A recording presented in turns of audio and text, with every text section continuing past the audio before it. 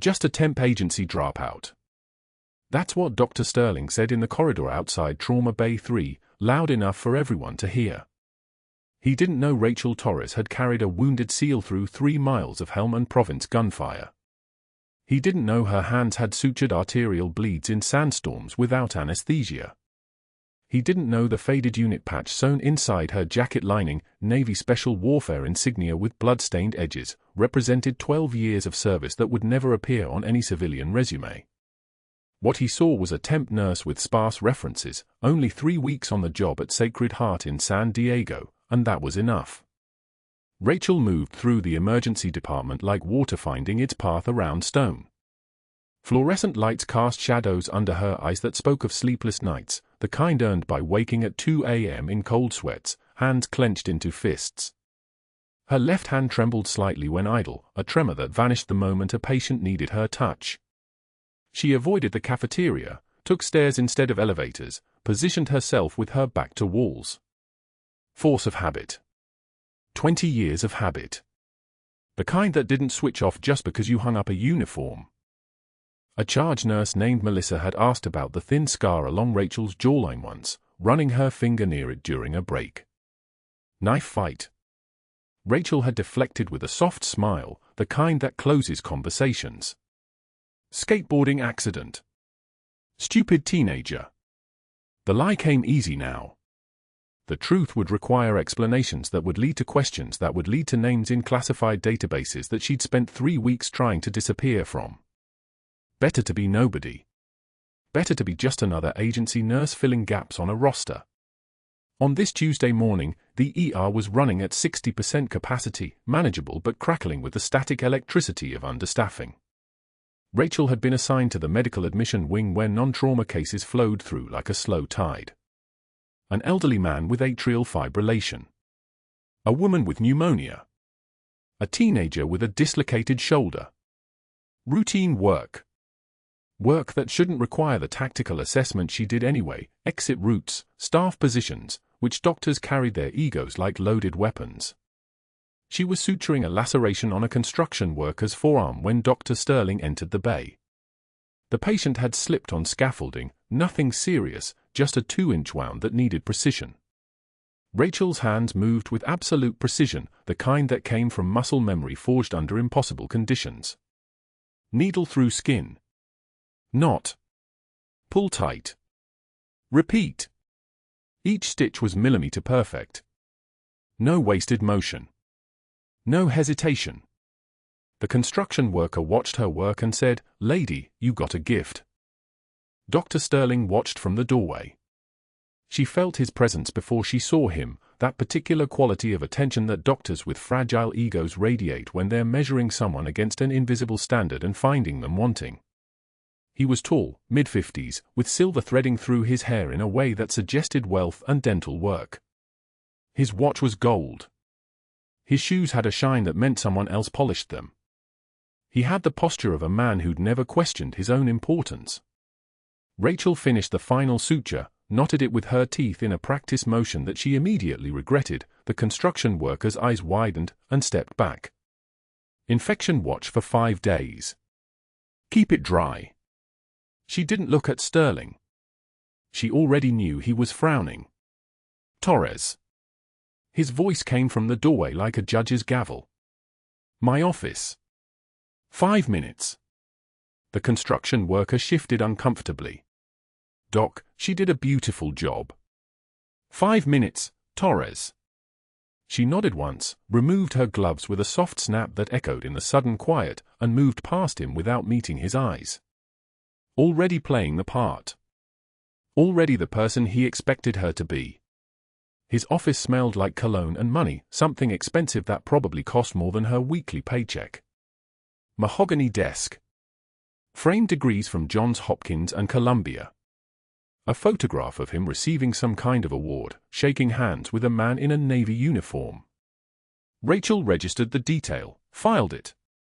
Officers who'd served made different kinds of threats than doctors who'd only read about service. You've been here 3 weeks, Sterling said, not sitting. He remained standing behind his desk, which gave him the psychological advantage of height.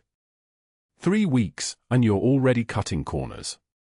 Sir, I don't. Suturing with your teeth. That's not protocol, Torres. That's exactly what I'd expect from a temp agency hire. He opened his tablet, and she saw her file on the screen. Sparse. Very sparse. No military background listed, she'd made sure of that. A nursing degree from a California community college. One reference from a clinic in Portland that didn't exist anymore. Her work history was clean but shallow, like a puddle. One reference. A clinic that closed down 6 years ago. You understand why that's concerning. Rachel kept her voice steady, deferential. The voice of someone who needed this job. I've worked agency positions for 3 years. The assignments are temporary by design. Temporary. He leaned forward, palms flat on his desk. That's the problem. You lack continuity. Commitment. These are the kinds of temporary positions that attract people who can't hold down real jobs. The words landed like small stones. She'd expected worse. She'd survived worse. The tremor in her left hand remained invisible, her breathing steady. She was thinking about breathing, a learned skill, meditation-like. In for 4 counts. Hold for 7. Out for 8. Something a SEAL had taught her in Kandahar when a mortar round landed 30 meters away and her hands wouldn't stop shaking. I understand your concerns, Rachel said quietly. Do you? Sterling straightened, and she saw his jaw clench in the way that suggested he'd been hoping for more of a reaction. Because here's what concerns me, Torres. You're competent in small, controlled environments. Laceration repair. Routine admissions. But when this hospital needs someone with real credentials, with references I can actually verify, with a resume that doesn't look like it was printed from a temporary staffing website, I'll know exactly what we're dealing with.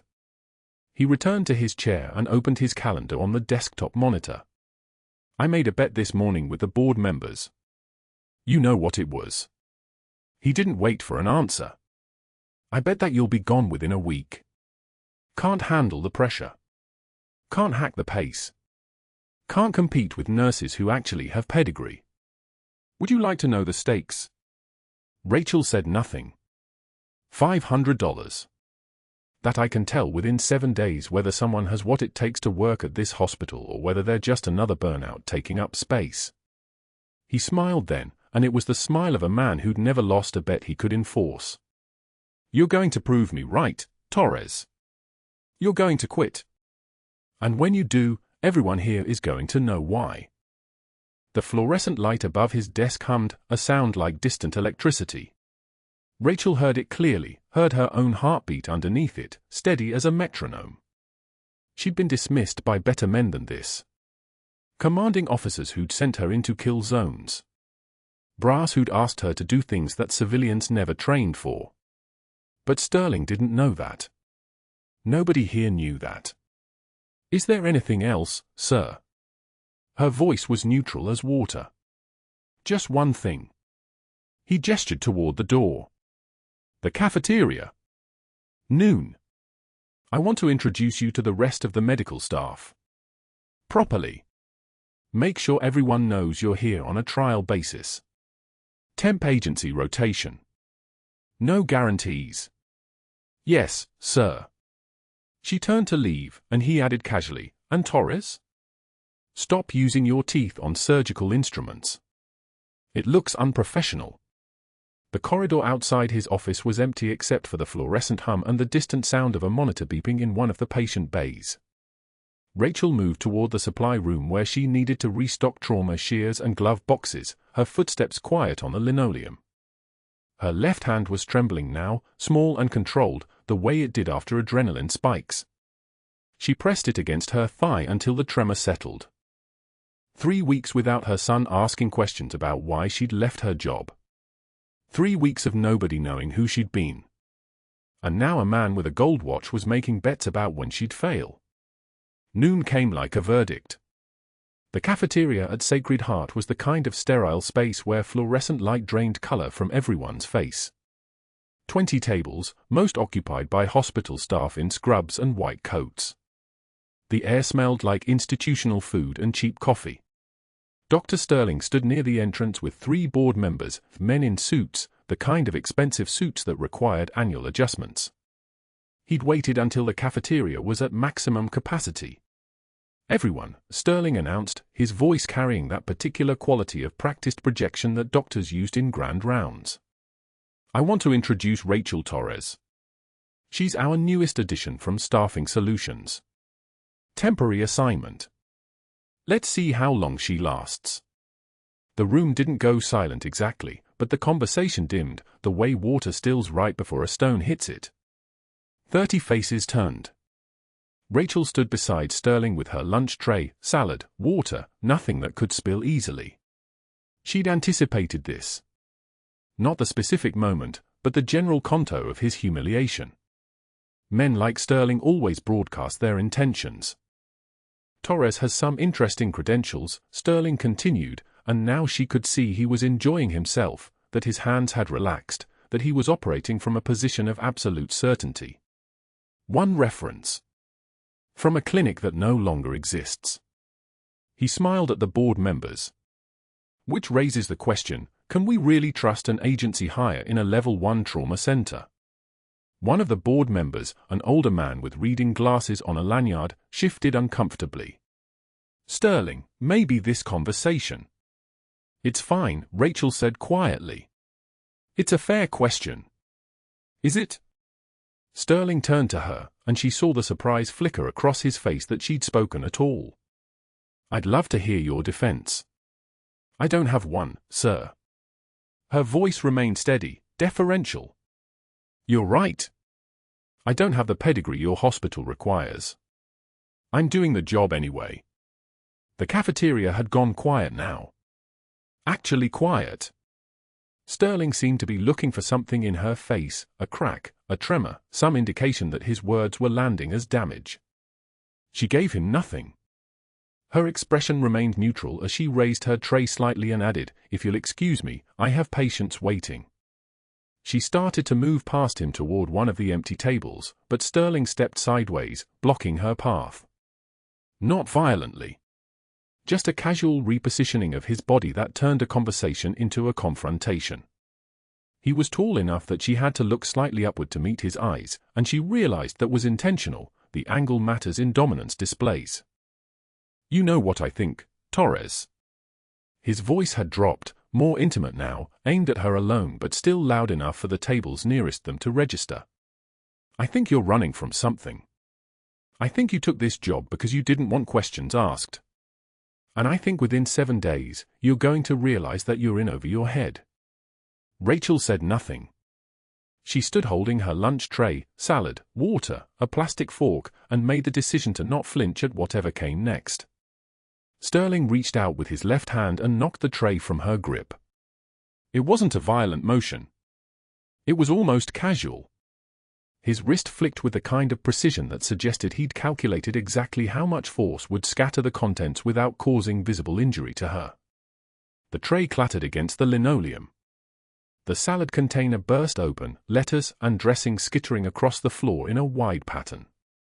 The water bottle rolled beneath a table. The plastic fork skipped twice and came to rest near the feet of a woman in surgical scrubs who gasped and stepped backward. The cafeteria was silent in a way that felt complete. Sterling smiled. "Clumsy. You should be more careful." Rachel looked at the scattered salad, the wet floor, the plastic fork. Then she looked at Sterling's face, at the satisfaction there, the confirmation that his dominance had landed, the absolute certainty that she was the kind of person who would accept this treatment because her references were sparse and her presence was temporary. She took one measured breath. Let a single tear escape, not from emotion but from the mechanical response of eyes to shock, and wiped it without breaking eye contact. "I've been dismissed by better men than you, doctor," she said quietly. Then she turned and walked toward the service corridor, leaving the scattered salad for someone else to clean. The supply room at Sacred Heart smelled like antiseptic and cardboard, fluorescent lights humming their constant mechanical rhythm as Rachel restocked for kits on the third shelf. She didn't hear Dr. Sterling enter. She felt him. The air pressure changed the way it did when a storm system moved in off the Pacific, a heaviness that made breathing deliberate. He held a manila folder, her file, pages so thin they practically whispered when he turned them. "I've been reviewing your background, sweetheart." He didn't use her name. The nickname landed like a hand on her shoulder, possessive and contemptuous. 3 temp agencies in 2 years. That's quite the pattern. Rachel's hands continued moving, another 4 kit, another shelf. Measured. Steady as a surgical laser. "I'm here to do my job, doctor." "That's precisely what concerns me." Sterling stepped closer, positioning himself between her and the exit with the casual dominance of a man who'd never had his authority questioned in his own hospital. "Your references are sparse. Vague employment gaps. No pedigree, no institutional history. What are you running from, Torres?" She turned to face him then. One measured breath. Her eyes met his, flat, calm, the kind of composure that comes from having already survived things his comfortable life couldn't imagine. "I'm here to do my job, doctor." Sterling smiled. It was the smile of a predator who'd learned that cruelty wore a better suit than anger. "We'll see how long that lasts." He turned and left, but the folder stayed in his hands. The filing. The threat was tactical now, not just social. 2 mornings later, Rachel stood at the nurse's station during morning rounds, charts organized in sequence, patient vitals transcribed with the precision of someone who understood that numbers were truth and approximation was negligence. Sterling arrived with 8 residents trailing behind him like remoras behind a shark, and he moved directly to her station without preamble. He lifted her chart on bed 412, a 63-year-old post-op cardiac patient, and held it aloft. "Everyone, gather around." His voice had that surgical theater quality, pitched to command attention without demanding it. This is what happens when we lower our hiring standards. Miss Torres documented a blood pressure of 118/76 at 0400 hours. The monitor shows 94/52 and dropping. Sloppy documentation. Dangerous assumptions. The kind of careless work that gets people killed. Rachel felt the shift in the room, the resident's eyes tracking from the chart to her face, watching for the reaction of a caught fraud. Her jaw tightened. Just barely. One tear escaped, sliding down her cheek like a betrayal, and she wiped it away with the back of her hand while maintaining eye contact with Sterling. Not broken. Not defeated. Not yielding. "I've been corrected by better physicians than you, doctor," she said quietly. A resident stifled a laugh. Sterling's face darkened, that shade of red that comes when a power structure doesn't snap back into place on command. He set the chart down hard enough that it slapped against the counter, turned on his heel, and walked away. But Rachel could feel him watching from the corner of the ICU, waiting for her to break, waiting for the moment her composure would crack like cheap glass. It wouldn't. The cafeteria that afternoon was crowded with the shift change crowd, nurses heading home, residents claiming free space at the table near the windows where the light turned everything golden and temporary. Rachel moved through the line with her tray, salmon and vegetables and water, the careful nutrition of someone who'd learned that her body was equipment that required maintenance. She passed the table where Sterling held court with 3 attending physicians, their laughter the particular quality of inside jokes about people not present. "Gentlemen, I'm making this official." Sterling's voice carried. Meant to carry. "I'll bet anyone here $50 that our temp nurse won't last the week. She's got no pedigree, no real references, just another burnout who wandered in from some agency looking for a paycheck. What do you want to bet? Monday? Tuesday?" An orthopedic surgeon took the bet. Money appeared on the table, cash, actual cash, because Sterling liked the theatrical detail. Rachel kept walking. Kept her eyes forward. The side of her vision caught his movement before it happened. He shifted his chair, a casual lean, and as she passed his table his elbow extended into the path of her tray. The collision wasn't accidental. Her tray tilted. Salmon slid. Vegetables scattered like she dropped a grenade and the floor erupted with color, pasta sauce exploded across the tile in a starburst pattern, some of it catching the hem of her scrubs, her right pant leg now blooming red like a wound. The cafeteria went dead silent. Flatline silent. Sterling laughed. It was the laugh of a man who just understood that humor was power, that humiliation was a tool, that the audience's silence meant agreement. He bent down, grabbed her patient charts from where she'd set them beside her tray, and tossed them at her feet like they were trash he was discarding. Papers skittered across the spill, some of them bleeding sauce. Pick that up, sweetheart. Good practice for when you're cleaning floors instead of pretending to practice medicine. Rachel knelt slowly, the motion deliberate, controlled, the kind of movement made by someone who'd spent years making decisions under fire. She gathered the charts page by page, her hands moving with precision even though the corners of the papers were stained now, even though her scrubs dripped sauce onto her shoes. The room stayed silent. Nobody moved to help. Nobody wanted to be tagged as her ally, not when Sterling was in the room, not when his bet was loud enough that half the hospital knew she had maybe 5 days left before someone made her disappear. She stood, papers collected, and met Sterling's eyes from across the spill. "I've been dismissed by better men than you, doctor." Then she turned toward the sink, leaving the scattered salad on the floor for housekeeping to clean. A young nurse, maybe 3 years in, maybe less, followed her into the supply corridor. Her name was Melissa. "Why do you take that?" The question came out as something between concern and judgment. "You could file a complaint." "HR would." "I'm fine." Rachel set the stained charts on the counter and ran water over her hands, the soap harsh and industrial, scrubbing away the spatters of red. "It doesn't matter." But it did matter. By evening, when the Level 1 trauma alert came in over the intercom, Navy SEAL training exercise accident, blunt force trauma to the thoracic cavity, patient en route, ETA for minutes, Rachel's hands were steady again, her mind already moving through protocols, already preparing for crisis. This was what she understood. This was the language that came back when everything else fell away. The SEAL arrived strapped to a trauma stretcher, his chest massive under the hospital gown, muscle and training and the weight of everything he'd survived visible in the architecture of his body.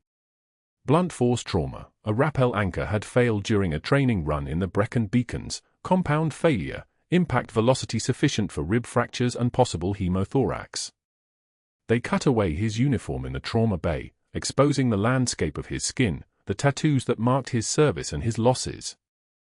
Rachel's hands froze for exactly 2 seconds. On his left forearm, in script lettering with military precision, was a name. Her name. Rachel Torres. And beneath it, a date, August 14, 2019. The date that changed everything. The date she carried 12 men through Sanjin Valley, the date she lost her hearing in her left ear to an IED, the date she stopped being someone anyone recognized and became someone no one knew. The SEAL's eyes fluttered open, unfocused, pupils blown wide from the trauma and the medications they'd pushed into his full line. His gaze scanned the faces surrounding him, the attending physician, the residents, the nurses moving with practice speed. His eyes passed over Rachel's name tag without recognition. Just another medical provider. Just another uniform in a room full of uniforms. She resumed working. For lines. Blood draws. Monitor leads. Her hands knew the choreography of crisis better than her mind knew how to process the fact that she was holding the arm of a man she'd carried through gunfire, a man whose name she'd never told anyone, a man who'd been lying 17 feet away in an ICU 3 days ago and she'd watched him sleep and said nothing. Sterling entered the trauma bay with the commanding presence of an attending who expected deference, and he positioned himself at the SEAL's head, taking control of the airway assessment, taking the case, consolidating power. Over Rachel's shoulder, his voice was dismissive. "I'll take this one. Torres, you're observer only. Stay out of the way." She stayed. 3 days of staying. 3 days of watching the SEAL stabilize, his lungs re-expanded with a chest tube, his vitals climbing back toward the range that meant survival. 3 days of volunteering for every ICU shift, claiming overtime, using seniority that didn't exist, finding excuses to be in that room, to monitor the subtle changes in his breathing pattern, to notice when his neck veins shifted during position changes, to watch the monitors and understand that something was beginning to shift inside his chest cavity again. She made notes. She flagged her concerns to Sterling during rounds. He waved her off. Stick to what you know, which apparently isn't much. The residents watched the exchange with the particular attention of people learning how power worked. At home, at 11 o'clock on a Wednesday night, Rachel sat at her kitchen table with a photograph she kept hidden in the drawer beneath the tea towels. 12 men in desert fatigues, dust coating every surface, faces obscured by exhaustion and the weight of operations that would never be declassified. She was in that photo. Second from the left. Senior Chief Petty Officer Rachel Torres, arms around the men she'd carried, the men who'd carried her, the men who'd lived because someone decided that loyalty meant more than orders. Her 15-year-old son appeared in the doorway, already tall, already learning to move through the world with the particular awareness of children who've learned to read their parents' silences. "You okay, Mom?" "Work is fine," she said, closing the photo. "Just fine." He didn't believe her. She could see it in his face. But he was 14 and learning that sometimes the people you loved kept their truths close, wrapped them in silence, carried them the way she carried her scars, visible only if someone knew where to look. Day 6. Rachel moved through the ICU with the kind of efficiency that came from muscle memory, the kind that didn't announce itself. Her fingers were steady as she adjusted the 4-drip on the seal's line, checking the flow rate against the order in the chart. 70 milliliters per hour. She wrote it down. The small details were what most people missed, the things that whispered danger before they screamed it. The patient had been stable yesterday. Today, something had shifted. Rachel felt it the way she'd once felt pressure changes in a CH-53K cabin before a dust storm rolled across Helmand Province, an atmospheric change that no instrument quite caught until it was too late. His oxygen saturation was trending down. Not a cliff. A slope. 94% yesterday, 92% this morning, 90% by noon. She'd charted it, watched it, said nothing. Saying things to Dr. Sterling these days ended with her watching his jaw tighten, watching him walk away, watching him make phone calls with his back turned. But tonight was evening rounds, and she wasn't going to stay quiet while a man's heart got crushed under the weight of his own blood. The SEAL opened his eyes as she leaned in, checking his pupils. Reactive. Equal. The lucidity was still there. His name was Marcus, she'd read it in the admit papers, and her hands had gone cold when she recognized it. The same Marcus from Sanjin Valley. The one she'd carried 3 miles through gunfire, his leg shattered, his blood soaking through her combat shirt. She'd kept him talking. Kept him conscious. Kept him alive until the evac Black Hawk descended through enemy fire and pulled him up. Now he was here. Now he didn't remember her? Now something was killing him quietly. "How are you feeling?" she asked, keeping her voice level. Clinical. The voice of a temp nurse making conversation. "Tired," he said. His voice was thin. Reedy. Not the voice of someone whose lungs were getting enough oxygen. Chest feels heavy. Rachel's jaw clenched. One breath. She moved to check his neck. His jugular veins were distending. The vessels in his neck should have been soft, nearly invisible when he reclined. Instead, they were rising like rope beneath his skin. Her fingers found his radial pulse. Thready. Weak. She counted. 118 beats per minute. His blood pressure was drifting down, she could feel it in the thinness of the pulse itself. She glanced at the monitor behind her. 102/61. An hour ago it had been 112/70. Rachel straightened. She reached for the blood pressure cuff and took a manual reading, her movements precise. Methodical. The way a senior chief petty officer had once been trained to verify critical data before the shooting started. 101/59. Her breath came shallow. She pulled the stethoscope from around her neck, she'd had one there for the whole shift, a habit from places where you didn't trust monitors, and listened to his heart sounds. Muffled. Distant. Like listening to something from underwater. The pericardial sac was filling with fluid. Pressure. Compression. The heart couldn't pump what was crushing it. "I'm going to page your on-call physician," Rachel said. "Right now." She was at the nursing station before the words fully settled, her fingers moving across the phone keypad with the kind of calm that came from having already survived worse. On call to Sacred Heart ICU, priority page for Dr. Sterling. Patient in bed 7, vitals unstable, possible cardiac tamponade. Repeat, cardiac tamponade. Call back immediately. She hung up. Pressed her palms flat against the desk. Her heart was running faster than the seals, and she had the clarity to notice that disconnect, to file it away. Fear was information. Adrenaline was data. She'd learned the difference in a place where panic got people killed. Sterling called back in 4 minutes. "What is it, Torres?" His voice was already annoyed, the tone of a man interrupted at dinner or a drink or whatever it was he did when he wasn't here, wasn't responsible, wasn't the one person who should have been listening. ICU bed 7. The SEAL trauma. Vitals are trending critically. Jugular venous distension, muffled heart sounds, falling blood pressure. Current reading 101/59. O2 sat at 89% and dropping. He needs immediate. His echo from this morning was clear. Sterling's voice had the flat quality of someone already done with the conversation. "I reviewed it myself. Fluid can accumulate quickly. If we don't decompress." Torres. His voice went cold. The kind of cold that came from someone used to having the last word. "His vitals are fine. Stop being paranoid. You're out of your depth with critical patients." The line went dead. Rachel stood there. Her hand was still on the phone. She could see the ICU from where she stood, could see the SEAL's room through the glass wall. Could see his monitors. Could see the numbers getting worse. She picked up the phone again and called him back. "Dr. Sterling, he needs a pericardiocentesis. Now. Fluid is compressing his heart. Every minute we wait. Are you questioning my clinical judgment?"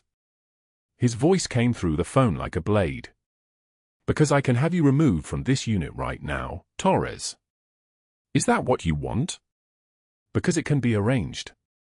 One call to HR and you're walking out with a termination for insubordination." She took one measured breath. In through her nose. Out through her mouth. The way she'd been trained. The way that kept you functional when everything else was screaming. "I'm asking you to look at your patient." Silence. Long enough that she could hear the ventilator in bed 6 cycling behind her. Long enough to hear the fluorescent lights humming their electric song. "I'm on my way." "And Torres?" His voice dropped to something quieter, more dangerous. "Don't come near my patient again until I get there. Is that understood?" "Doctor, Is that understood?" "Yes, sir." He hung up. Rachel turned back to the ICU. The SEAL was still there, his hand moving restlessly against the blanket. Restless meant confused. Confused meant his brain wasn't getting enough oxygen. She watched Sterling's name appear on the call log as he phoned someone else, the hospital executive line, her caller ID told her, and spoke in low tones about the temp nurse situation and performance concerns, and maybe it was time to revisit whether this particular staffing arrangement was working for Sacred Heart standards. The shift changed at 7. Rachel watched the new night nurses arrive in their clusters, checking out from the day shift, comparing notes. The SEAL's room went briefly chaotic with handoff, with new faces, with the routine exchanges that happened 40 times a day in an ICU. And then Sterling arrived. He was still in his button-down and slacks, no white coat, which meant he'd come from off-campus. Rachel watched him move into the patient's room. Watched him review the chart. watched his posture shift from irritation to something else entirely when he saw the numbers with his own eyes. 103/48. Systolic dropping. Diastolic dropping faster. Pulse pressure narrowing like a tourniquet. He checked the monitor. Looked at the patient. Looked back at the monitor. And then he reached for his phone instead of calling for help. Rachel could see his face through the glass. The color leaving it. The way his mouth opened once and then closed again. He looked like he was trying to do differential equations in his head while the building burned around him. The SEAL's hand grabbed Sterling's sleeve. Weak. Pleading. "Doctor, I can't breathe right." Sterling stared at him. His hands were shaking when he reached for the crash cart. The monitor alarms began their high-pitched keening. Not the regular alerts of drifting vitals. The full scream of cardiac emergency. Pulseless electrical activity. The heart was pumping electricity with nothing behind it. No blood. No perfusion. Just a rhythm dancing on a screen with nothing to back it up. Sterling froze. His hands hovered over the crash cart like he'd forgotten what came next. His mouth moved silently. Once. Twice. Rachel was already moving. "Step back," she said, not loud, not a request. Her voice had changed. It dropped an octave. It didn't ask permission. The timid temp nurse was gone from her spine. "I said step back, doctor." Sterling turned to look at her, and for just a moment, his face showed something like relief before his professional mask slammed back down. "Torres, I told you." But she was already there. She already had the kit. She already knew what came next because she'd done this in a rain of gunfire and dust while a man's chest cavity filled with blood, and compared to that, this sterile hospital room felt like luxury. The heart monitor flatlined. One long electrical scream that cut through the entire ICU. Sterling's voice cracked across the intercom, "Code Blue, Trauma Bay 3. Get me the crash team. Now." Rachel didn't hesitate. She was already moving. Sterling had ordered her off the patient's care 3 hours ago, had pulled her from rounds with a dismissive gesture that said her clinical judgment meant nothing in his hospital. But she'd stayed close. She'd watched the vital signs deteriorate. She'd seen what was coming. The ICU doors burst open. Sterling was there, standing frozen over the patient's bed, his hands hovering above the crash cart like a conductor who'd forgotten the music. His mouth moved but nothing came out. The attending physician was 3 minutes away. The code team was 2 minutes away. The patient was dying right now. Rachel pushed through. No permission. No hesitation. No apology. "Move," she said. Just one word. Flat. Final.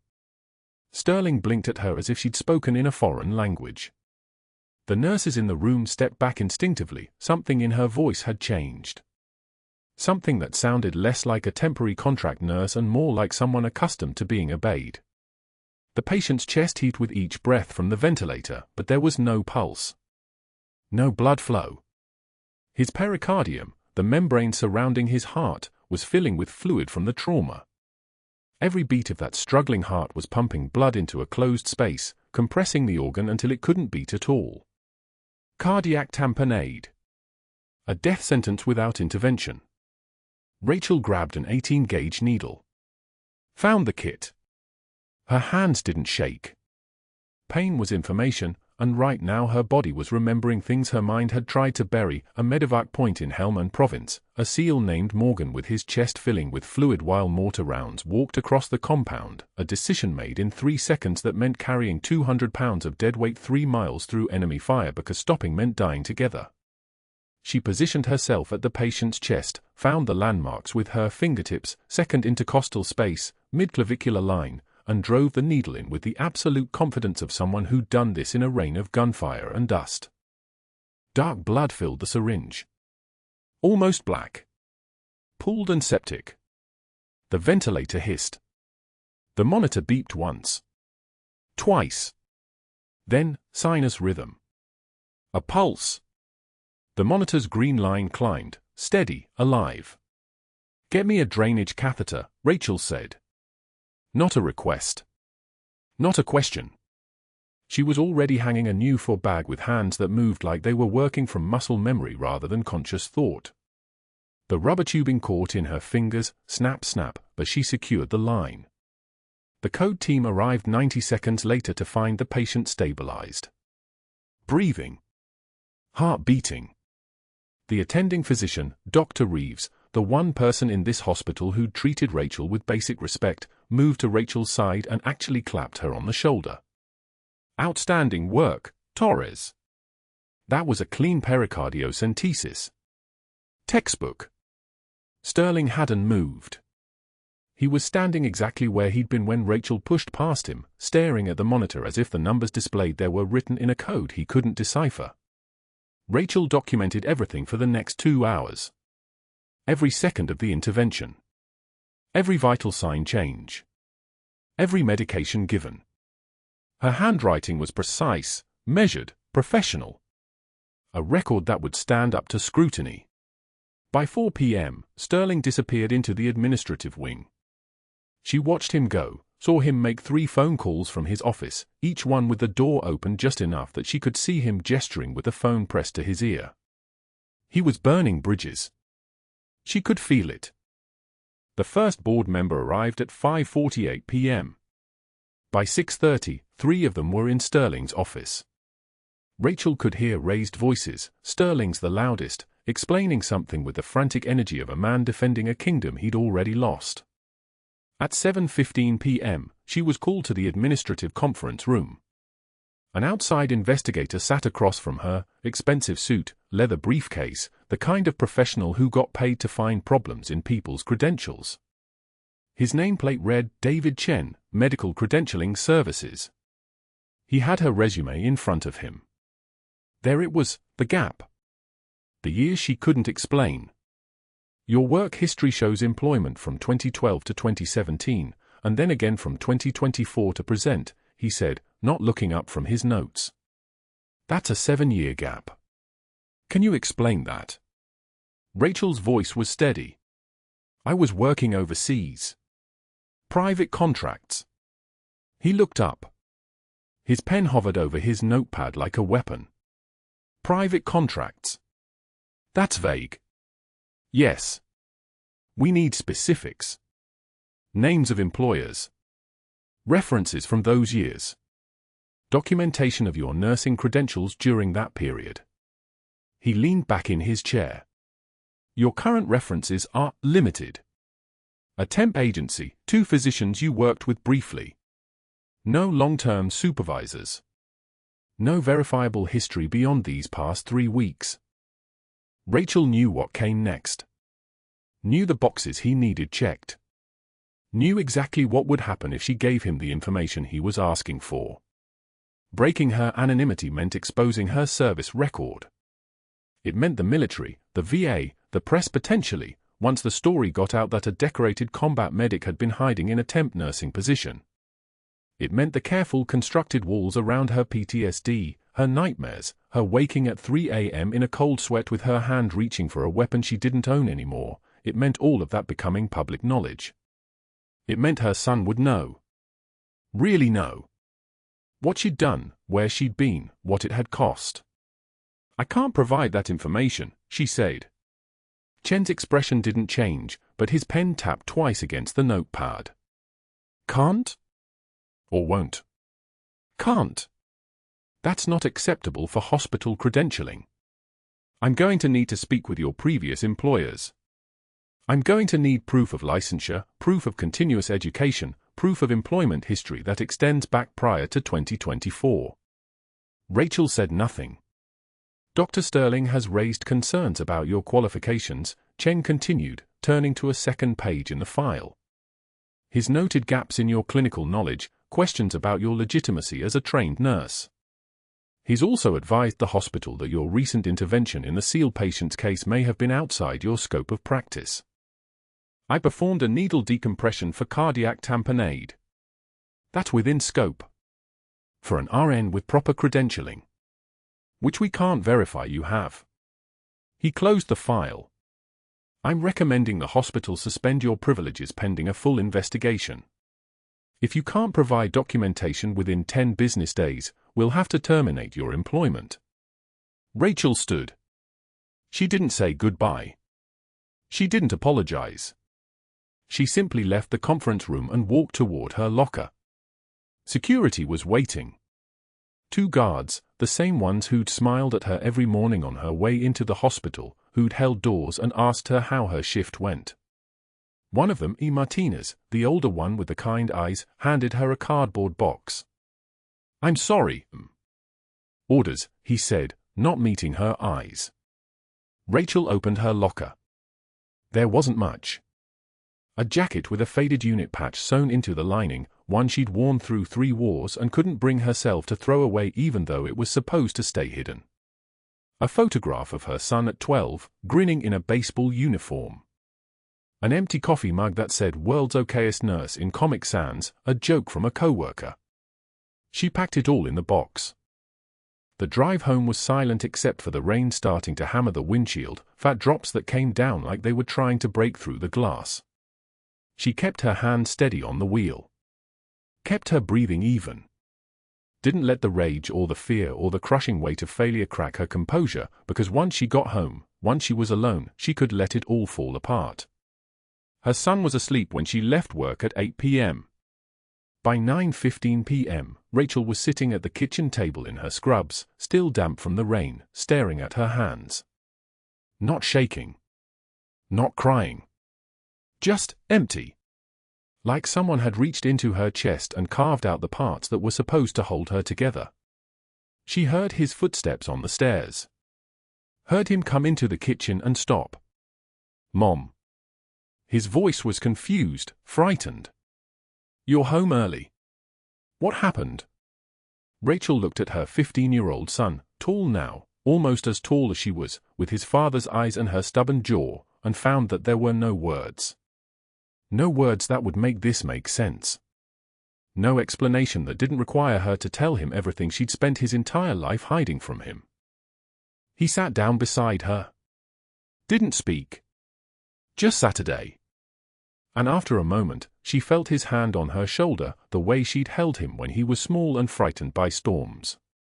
Whatever it is, he said quietly, we'll figure it out. She couldn't answer him. The silence stretched between them like a held breath, and outside, the rain kept falling, hard and relentless, against the windows of the small house where a former senior chief petty officer was trying to figure out how to explain that she'd lost everything again. That the one place she'd found where she could be useful, where she could save lives without having to explain why she knew exactly how to do it, had been taken from her in the time it took to save one man's life.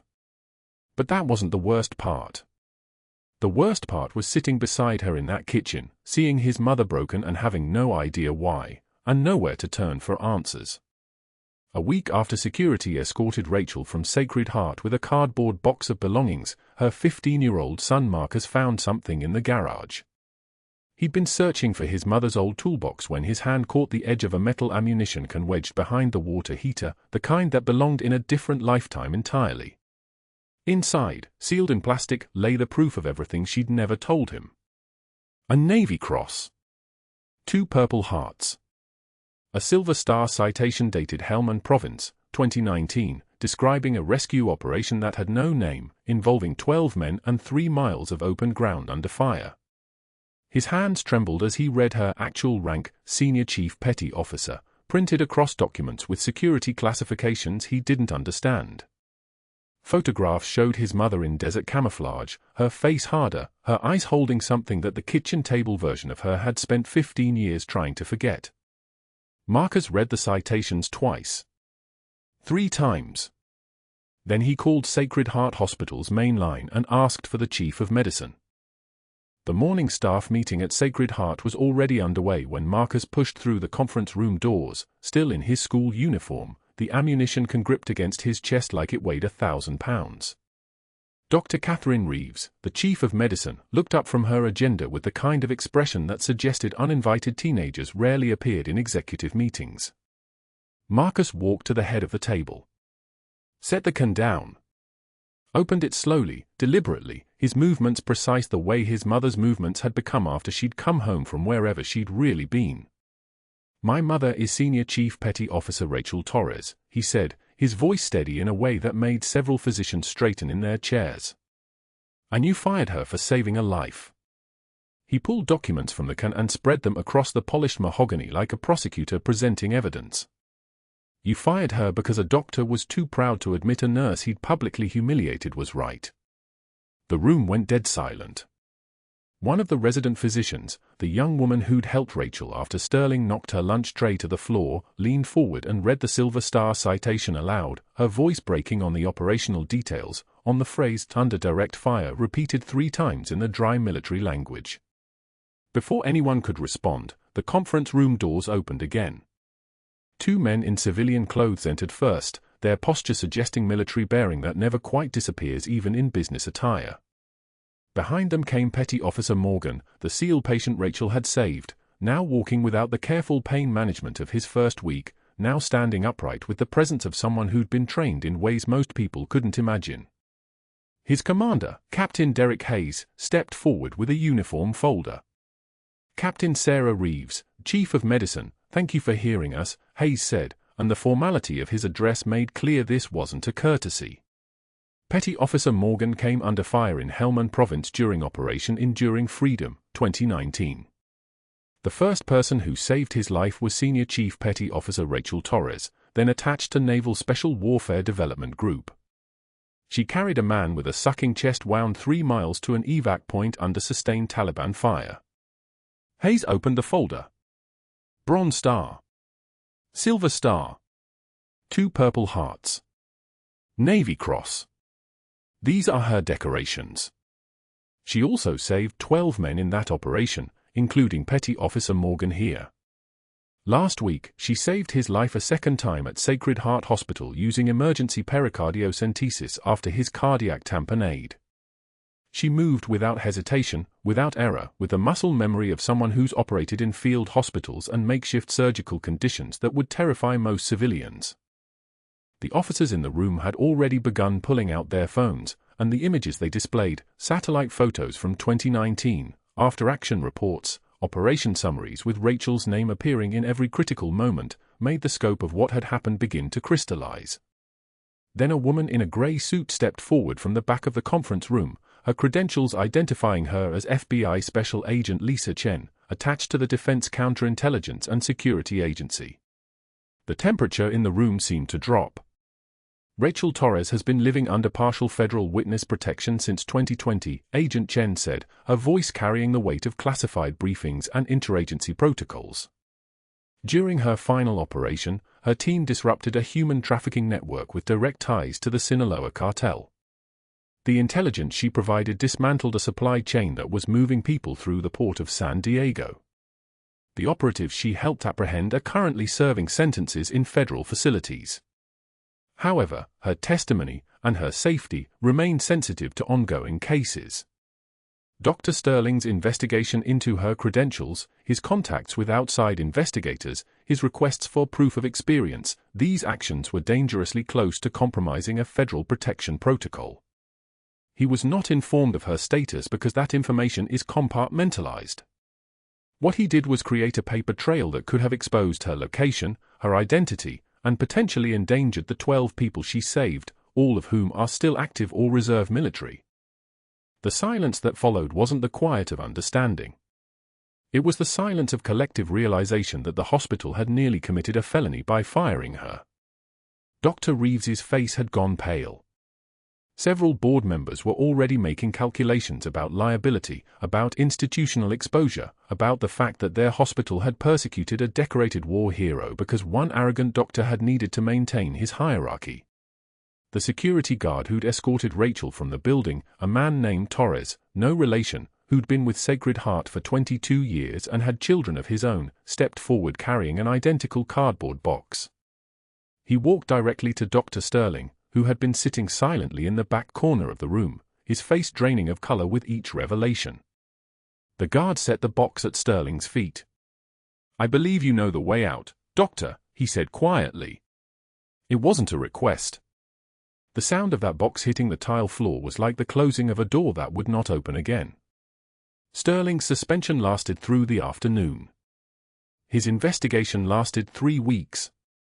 The hospital's legal team spent that time documenting his pattern of behavior with every temp worker, every junior physician, every nurse who'd come through the system in the past 6 years. Security footage from the cafeteria came out the moment Sterling deliberately knocked Rachel's lunch tray to the floor, the satisfaction on his face, the deliberate cruelty of it all preserved in digital clarity. 3 previous temp nurses gave statements about his behavior. 2 had filed complaints that were buried in HR files and never escalated. 1 was a veteran who'd worked in military medicine during a combat deployment, and Sterling had spent weeks mocking her for flinching at loud noises and not being stable enough for trauma work. That veteran had resigned after 37 days. A family whose father had died 6 months earlier came forward, a patient whose vital signs had declined over an 8-hour shift, a nurse who'd flagged Sterling multiple times about the deterioration, and Sterling's dismissal of every warning. The patient arrested in the waiting room. He died 3 hours later. Sterling blamed the nurse. She was quietly terminated. The board found her file on day 2 of the investigation. Her name was cleared posthumously, her family received a settlement. The patterns of behavior formed a picture that was not just unethical, it was predatory. Sterling's network crumbled as board members distanced themselves, as physicians who'd owed him favors suddenly became unavailable, as the institutional protection he'd built on charm and golf games evaporated. His attempts at explanation sounded hollow even to his own ears. I was maintaining standards. I didn't know about her background. She should have disclosed her qualifications. No one was listening anymore. 6 months later, Rachel Torres walked through Sacred Heart's ER in scrubs, her badge reading Trauma Department Director clipped to her pocket like it had never been anything else. The faded unit patch from her NSW platoon was framed in her office beside her nursing license and a single photograph, Marcus in a graduation cap and gown, his arm around his mother who stood in her full-dress Navy uniform for the first time since coming home.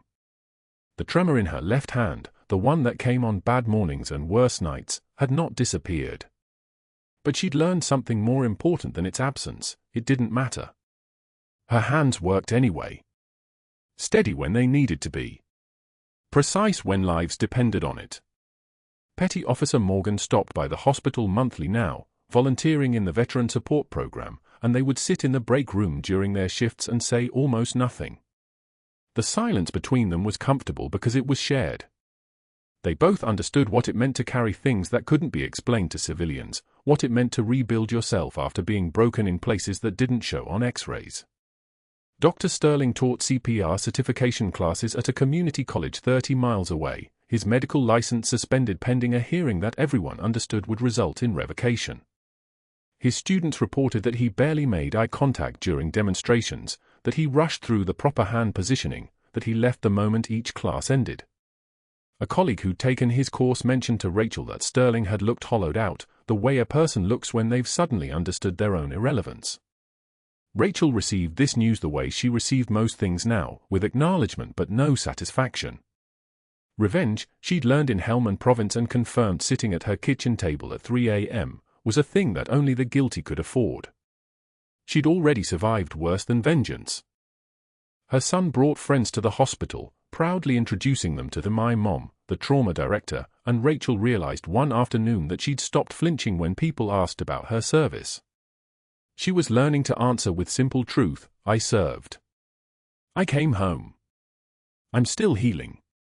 The words felt honest in a way that silence never had. The photograph on her office wall showed not just a graduation moment but permission to be visible, to be known, to be both the woman who'd carried a wounded SEAL through enemy fire and the nurse who held patients' hands through their worst hours. They were the same person. They'd always been the same person. She just hadn't known she was allowed to say it out loud. When the trauma alert came through one afternoon, Rachel moved through the automatic doors with the same fluid purpose she'd carried through a Helmand Province valley 16 years ago. The ER erupted into controlled chaos behind her, and her hands, steady, certain, gloved, reached for the patient with the kind of competence that comes from having already saved 12 men under circumstances that would break most people. Not all heroes wear capes. Some wear scrubs. Some wear dress uniforms once a year and work quiet shifts saving people the hospital will never celebrate publicly. Some survive long enough to become directors, then healers, then finally just human beings allowed to live without hiding. That was worth more than any decoration ever given. That was the kind of victory that lasted. If you've ever known someone carrying invisible weight, someone serving quietly, surviving secretly, working harder because the world doesn't know what they've already sacrificed, please hit subscribe. Share Rachel's story. Comment below, have you ever been underestimated by someone who didn't know your true value? There are thousands of Rachel Torres out there right now, and they're not looking for recognition. They're looking for a world that doesn't make them prove their worth before honoring their service. Let's be that world. Thank you for listening.